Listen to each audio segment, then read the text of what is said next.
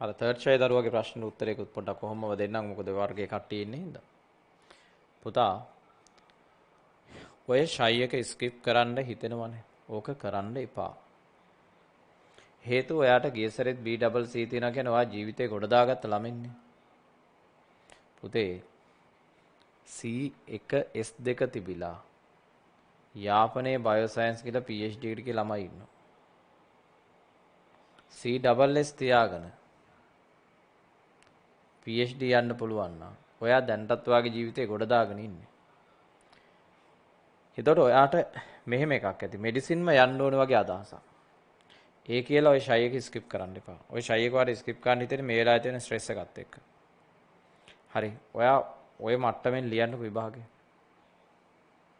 මොකද ඕකෙන් වෙන හානිය වැඩි විභාගේ ලියනවට වඩා. හරි. ඔයාට හිතෙනවා හොඳටම කම්ප්ලීට් කරලා මේක කරන්න ඔය වැඩේ කරන්න යන්න එපා. හරි. ඕක ඔයාට සුසු දෙයක් නෙමෙයි.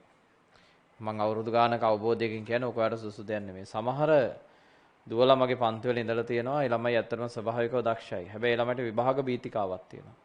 සමහරවිට මම ඒ ළමයින්ව පෞද්ගලිකව හඳුනාගත්තට පස්සේ මම ඒ දරුවන්ට කියනවා ඔයා ආයි පුතේ විභාගෙ ලියන්න එපා. ඔයා ආපු ප්‍රතිඵලෙන් යමු අපි බයෝ සයන්ස්.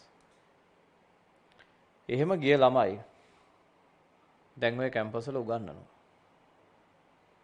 ළමයා දක්ෂයි. විභාග බීතිකාවක් තියෙනවා. ඔයා බය වෙන්න එපා. ඔයාලගේ ජීවිත අසාර්ථක වෙන්නේ නැහැ. මේ වෙද්දිත් ඔයාලගේ ජීවිත සාර්ථක වෙලා ඉවරයි දරුවෝ. මම ඕගොල්ලෝ වගේ ගොඩක් දැකලා තියෙන මිනිස්සෙක්. ඔයාලගේ ජීවිත අසාර්ථක වෙන්නේ නැහැ. සාර්ථක වෙනවා ඔයගොල්ලෝ සතුටෙන් ඉන්නවා. ලෝකේ ළමයින්ට සාපේක්ෂව ඔයගොල්ලෝ තරම් වැඩ කරන එහෙම පිරිසක් නැහැ. ඔයගොල්ලන්ට මාර ඔරොද්දීමක් ඔරොද්දෙන වැඩ කරන පිරිසක්. හරි.